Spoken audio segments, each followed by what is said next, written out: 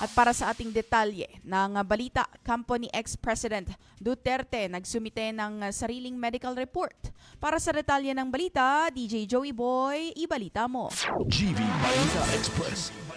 DJ Frankie, nagsumiti nga ang kampo ni dating Pangulong Rodrigo Duterte ng pinagsamang ulat mula sa mga kinuha nilang medical experts.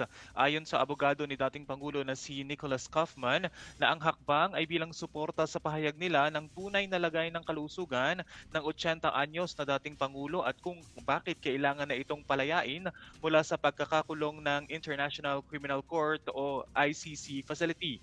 Sa 12 pahinang ulat na isinumite nila sa ICC Pre-Trial Chamber 1 na nagsabing ang bagong medical evidence ay bilang pagsuporta sa pre-trial chamber sa kalusugan ng dating Pangulo para sa pagharap nito sa pagdinig. Nakasaad din sa joint report na ang dating Pangulo ay nagkukulang ng executive functioning, nagtamo rin ng kakulangan ng kapasidad magplano, kulang din sa mabilis na magdesisyon, nagkukulang sa lakas pisikal at walang abilidad na iwasan ang pagbabantay. Dahil din dito ay walang kakayahan ang dating Pangulo na bantaan ang mga witness at siraan ang integridad ng investigasyon. Hiniling ni Kaufman na dapat ay pag-aralan na ng pre-trial chamber ang pag-aproba ng interim release ni Duterte dahil sa nabanggit na mga kondisyon ng dating Pangulo.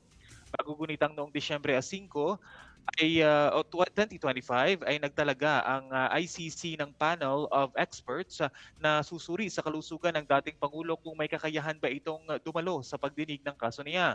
Nakapiit ang dating Pangulo dahil sa kasong crime against humanity mula sa kampanya niya laban sa illegal na droga noong ito ay Pangulo ng bansa, ganun din noong alkalde ito ng Davao City.